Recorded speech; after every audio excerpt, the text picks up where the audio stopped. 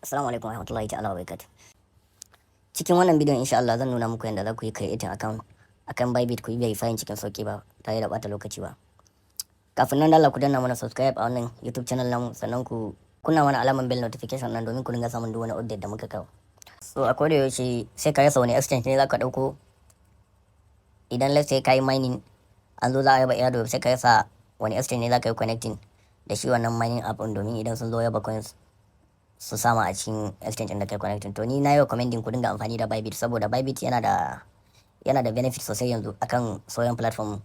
Shi yanzu yana da p2p, wanda ba kowane exchange bane yake da p2p, saboda dokar Najeriya da ya faru kwanaki duk an hana. Dama Binance ne, to Binance yanzu ba su da shi. To yanzu na Bybit shine wanda yake functioning sosai. Sannan yana da easy low transaction fee, sannan kuma navigation nashi ba shi da wahala, very easy, very simple. So shi yasa ni nake jin daɗin amfani da shi, kuma ina recommending ku dinga amfani da shi. Ba shi da wani wahalan ganewa, yana da mugun sauki. A gurguje za mu je nuna muku yadda za ku yi creating account, ku yi verifying. Farko kafin ka yi creating account, ka sani duk wani crypto exchange yanzu website nasu baya aiki a Najeriya. Kowanne yanzu idan ka shiga za ka ba zai buɗe maka ba. So it means idan ka yi going to link na exchange, in ka buɗe ma ba zai ba. Duk wani abu wanda aka turo ma link na exchange, in ka buɗe ma ba zai yi ba, sai dai ka zo to app. To abin da za ka yi, idan mutum ya turo ma link, referral link nashi na Bybit account ko na Binance ko na wanne, in ya ce ma ka buɗe account da shi, to idan ka bi link ba zai yi ba. To dole sai ka je Play Store a Android ko App Store akan iPhone, ka yi downloading app din. Idan ka zo sai ka sa referral link nashi, amma akwai bonus da za ku samu kai da shi kenan. To shine a cikin bidiyon nan a gurguje zan nuna muku yadda za ku yi.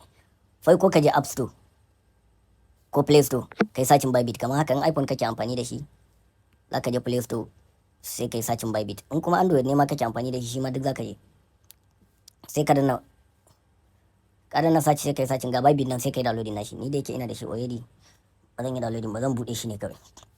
To idan ka bude, zai nuna maka nan. Idan ya nuna maka nan sai ka danna sign up din nan.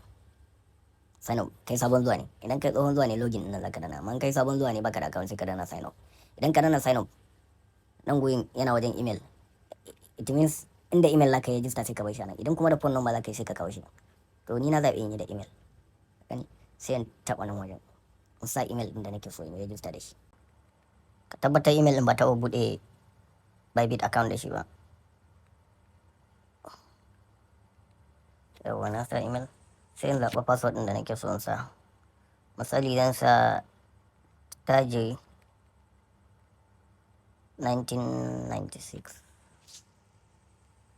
So ka duba wajen password ɗin, ka duba in yayi meeting wannan criteria sun. Ya zama password naka ya zama 8 to 30 characters, sannan ya zama at least one lowercase. Abinda ake nufi da lowercase, small letter kenan. Sannan ya zama at least akwai one uppercase letter, capital letter kenan inda muke kira. Sannan ya zama akwai at least one number. So idan ya cika wannan sharuɗin shine zai tafi. Idan bai cika wannan sharuɗin ba zai nuna ma yanka. Misali zaka iya zuwa nan ma ka taɓa domin ka ga password naka. Ka gani da password nan yanzu. Misali bari kaga in cire numbers din nan. Kaga idan na cire numbers nan, kaga sharuɗai guda biyu bai cika ba. Bai kai characters 8 zuwa 30 ba, kuma babu number a ciki. So sai in mai da shi, kaga ya cika sharuɗai. Sai ka zo na referral code. Referral code din nan ka tabbatar ka saka referral code. Yanda zaka saka referral code din shine, bari mu je nuna muku. Idan referral ka ya tura ma link, to abin da zaka yi shine, let's say misali idan wannan shine linkin, yanzu idan wannan shine linkin, kaga wannan link na Bybit ne wannan, to sai ka kofa linkin, kai copy ne. Idan kai copy ne sai kai pasting a wani waje. Idan ka samu kai pasting a wani waje, referral code din shine wannan last code na ƙarshen nan, wanda ya fara daga 1 zuwa n nan, guda 6 kenan. Sai ka kofe su, ka taba shi, ka ja, ka kofa daidai shi, sai kai copy nashi. Idan kai copy nashi sai ka dawo cikin Bybit din. Idan ka dawo sai ka zo nan inda yake blinking nan, sai kai pasting. Zan ajiye muku wannan referral link ko referral code nan, zan ajiye muku shi a cikin video description din nan, domin ku samu ku yi copy nashi. Ku je idan za ku buɗe account, ku zo ku yi pasting nashi a nan gurin cikin sauki. Zan ajiye muku referral code din kawai, ba tare da na haɗa shi da linkin ba. Kana pasting sai ka zo ka taɓa sign up. Yana kawo kanan an tura ma wani code a email naka, sai ka je cikin email naka ka duba ga code din ya zo, sai ka shi da wuri. Idan ka kofa copy, sai ka koma cikin Bybit din nan 263178. Yawwa, kaga sun ce mana welcome to Bybit. To begin using Bybit service, kafin ka fara amfani da Bybit, please verify your identity, shine kai verifying identity ka. So abin da suke bukata a verification nasu shine kawai ID card naka, ko national ID card, ko international passport, ko driving license naka. A cikin wannan ukun dai kowanne zai yi. Sai selfie da zaka sa shi kenan kawai zaka yi verify. Idan baka so ka yi verify directly anan zaka iya skipping, amma an fi so ka yi verify saboda idan baka yi verify account naka ba za su yi limiting usage naka na application nasu. Ba komai bane zaka yi, ko cire kuɗi ne za su samu adadi da komai. To kaga gwanda ka yi verify account. So idan ka taba verify zai kai ka wajen verify, amma na fi so in kai ku ta cikin app in ku gani saboda ku fi ganewa, saboda wani idan ya wuce nan ba zai gane wajen verification din ba. Shi yasa zan muku bayani. To bayan danna skip, idan ka danna skip kaga ya kawo ka cikin Bybit app. Yanzu abin da zaka yi shine sai ka zo ka taba verify anan. Idan baka taba verify anan gurin, baka iya zuwa ta nan ma. Idan ka zo ka taba ta nan gurin ka gane ga verify anan, ga wannan ma. Da verify anan sai ka taba complete verification complete verification to deposit and win $5,020 welcome gift.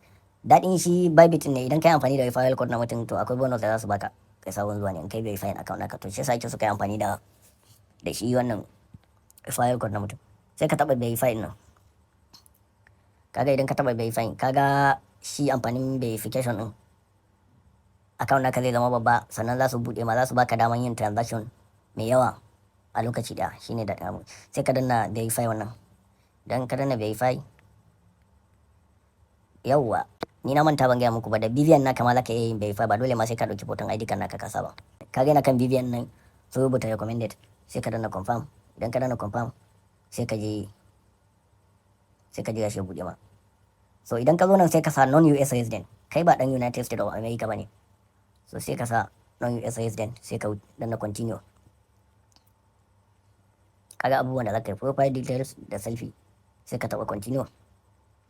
Sai ka zo nan ka sa BVN naka, number BVN naka guda 11 ka sa. Sai ka sa last name naka. Last name naka ma'ana surname naka na kan BVN naka. Ka tabbatar yayi matching da BVN naka, idan bai matching ba zai wuce ba. Yawwa. So last name naka shi zaka sa nan, sai ka sa. Sai ka wuce, idan ka je gaba, idan ka sa last name naka ka je gaba, ni da yake na riga na gama na yi komai, idan na sa ba zai yi ba. Za su nuna mun ka gane existing account da yake already ina da Bybit account. So na yi wannan ne ma for the sake of example, saboda nuna muku. Yanzu idan kai ka sa BVN naka, ka sa last name naka, zai kai ka inda zaka sa selfie ka. Idan yayi verifying information naka, last name naka ya matching da na kan BVN naka, so zai wuce sai kai ka sa hoton ka. Idan ka sa selfie ka shikenan. Ka je ko minti biyu ba zai ba ga account naka is verified.